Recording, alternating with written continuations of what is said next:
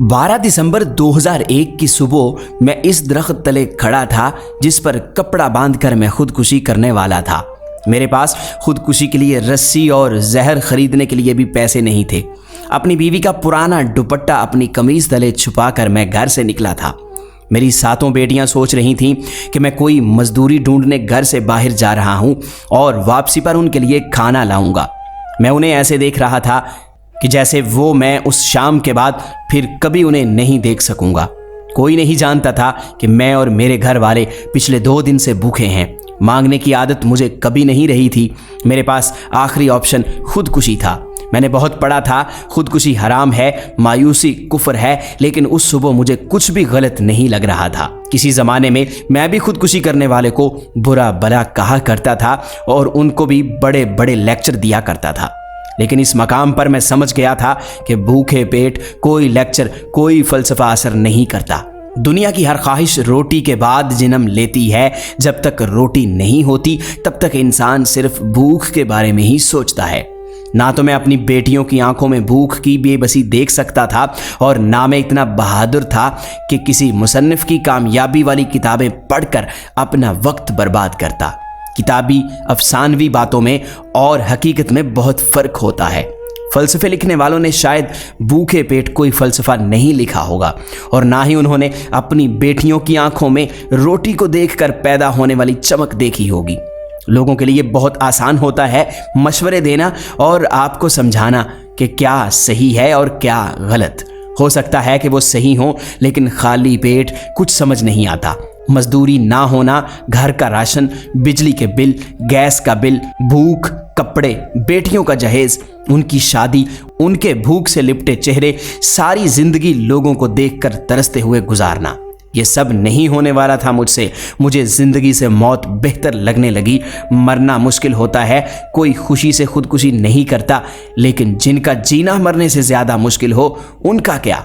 मरने के लिए मेरे पास सैकड़ों वजूहात थीं और जीने के लिए एक भी वजह नहीं। चोरी डाका इन सब के लिए मेरा ज़मीर नहीं माना। मैं एक हकीकत पसंद इंसान था। मैं जानता था कि इस वक्त मैं अपने गांव के खेतों में खड़ा था। पास ही एक छोटी सी नहर थी। परिंदे उड़ते हुए चारों तरफ बिखरे हुए थे और मैं मरने की मुकम्मल तैयारी कर चुका था। मैंने वो दुपट्टा दरख्त की टहनी से बांधा और कुछ ही देर में उससे लटक कर अपनी जान गंवाने वाला था। मैं तो दुपट्टा भी गले में डाल चुका था। अब बस फक्त उस पत्थर को हटाने की देर थी जिस पर मैं खड़ा था। जाने वो इत्तेफाक था या फिर मेरी ज़िंदगी में वो सब होना ही था। शायद वो सब पहले ही प्लान किया गया था मेरे लिए। एक छोटा सा बच्चा इन्हीं खेतों में एक खिलौना गाड़ी चलाते हुए गुजरा था। वो चूंकि कुछ गंगा भी लग रहा था, इसलिए मैं उसकी तरफ देखने पर मजबूर हो गया। गालिबन वो 7 साल का था और उसे देखते हुए मैं एक पल के लिए वाकई भूल चुका था कि मैं यहाँ क्या करने आया था। उस बच्चे ने भी शायद मेरा देखना महसूस कर लिया। तभी उसने पलटकर मुझे ऊपर से नीचे देखा। मैं भी उसे दिलचस्पी से देखने लगा। वो भी वहीं खड़ा था और मैं उसके जाने का मुंतजिर था, क्योंकि उसके बाद ही मैं इत्मीनान से खुदकुशी कर सकता था। तकरीबन 2 मिनट तक हम ऐसे ही एक दूसरे को देखते रहे। फिर गैर इरादी तौर पर मैंने वो दुपट्टा गले से निकाला और 2-4 कदम बढ़ाकर उस तक पहुंचा। मैं घुटने के बल उसके सामने बैठ गया और उसके गाल पर हाथ लगाकर मुस्कुराते हुए उससे उसका नाम पूछा। उसका नाम उमर था और फिर मैंने उससे कुछ और भी सवाल किए थे। वो बड़ा मासूम था। उसे देखकर मुझे अपना बचपन याद आने लगा। यूं ही 2 मिनट तक बातें करते करते मेरी नज़र उसके खिलौने गाड़ी पर गई। वो मिट्टी का बना हुआ था, जिसके टायर, सीटें और बॉडी सब मिट्टी का था, जिसके ऊपर खूबसूरत रंग का एक गिफ्ट पैक कवर लगा था। उसे जितनी खूबसूरती से बनाया गया था, लग नहीं रहा था कि वो मिट्टी से बना है। जब मैंने बच्चे से उसकी कीमत पूछी तो मैं हैरान रह गया। उसने 50 रुपए बताए, जबकि इसमें ज़्यादा से ज़्यादा 5 रुपए का सामान लगा था। मैं गौर से उसे हाथों में लेकर ऊपर से नीचे तक देखने लगा। जितनी पतली लकड़ियां, मट्टी और कवर, उन सब को मिलाकर बड़ी महारत के साथ बनाई हुई वो गाड़ी वाकई बहुत ज़्यादा खूबसूरत थी। बहुत बार रास्ते होते नहीं हैं, लेकिन बनाने पड़ते हैं। बस हमारी ज़रा सी नज़र की बात होती है और सब कुछ हमें साफ नज़र आता है। जैसे वो प्यासा कौआ था, जैसे उस वक्त मैं खुद को वहीं मिट्टी की गाड़ी बनाते हुए देख रहा था। हर इंसान सब कुछ नहीं कर सकता, लेकिन कुछ न कुछ ज़रूर कर सकता है। ऐसे तो हो ही नहीं सकता कि किसी इंसान में कोई भी टैलेंट ना हो। और दूसरी बात, जादू नहीं हुआ करते, ऐसे मौजज़ात नहीं होते जिनसे हम अपने मसाइल से फौरन निकलकर खुशियों की एक वादी में पहुंच जाएं। जहां शहजादे और परियां हों, यहाँ लड़ना पड़ता है, मेहनत करनी पड़ती है, बहुत लंबा सफ़र तय करना होता है। परियों और शहजादों वाली ज़िंदगी से निकल कर देखो तो ज़िंदगी बहुत मुश्किल होती है। उस बच्चे के जाने के बाद मैं दरख्त की टहनी से वो दुपट्टा उतार रहा था। मुझे खुद यकीन नहीं आ रहा था कि थोड़ी देर पहले मैं दिलो जान से खुदकुशी के इरादे से यहाँ आया था, और मैं वाकई खुदकुशी कर भी लेता अगर उमर मेरी ज़िंदगी में ना आता। हर किसी की ज़िंदगी में ना तो उमर आता है और ना ही उम्र व यार, कोई खजानों से भरा तख्त, ना उनको इतना सोचने की मोहलत मिलती है। लेकिन खुदकुशी आखिरी रास्ता नहीं था, ये मैंने बहुत बाद में जाना। खुदकुशी करने से पहले हमें 1 सेकंड के लिए ज़रूर सोचना चाहिए, क्योंकि खुदकुशी से पहले एक रास्ता ज़रूर होता है। मैं वहीं उस नहर के पास मट्टी से जाकर वही खिलौना गाड़ी बनाने लगा। पास से ही लकड़ी और मेरी बीवी का दुपट्टा, जिसे चुराकर मैं खुदकुशी करने वाला था, उसके टुकड़े टुकड़े करके मैंने उन गाड़ियों में बड़ी खूबसूरती से लगाए।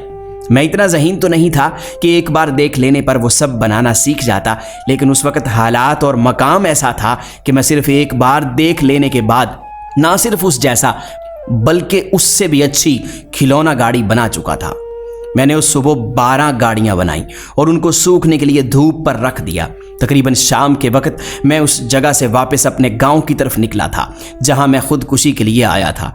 मैंने 50 रुपए वाले इस खिलौने को 30 रुपए में बेचना शुरू किया, और क्या आप यकीन करेंगे, इन 12 खिलौनों को बिकने में 12 मिनट भी नहीं लगे।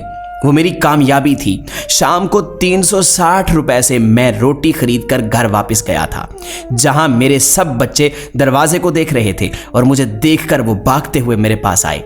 वो थी मेरी जिंदगी की सबसे हसीन रात, जब हम सब घर वालों ने पेट भरकर खाना खाया था।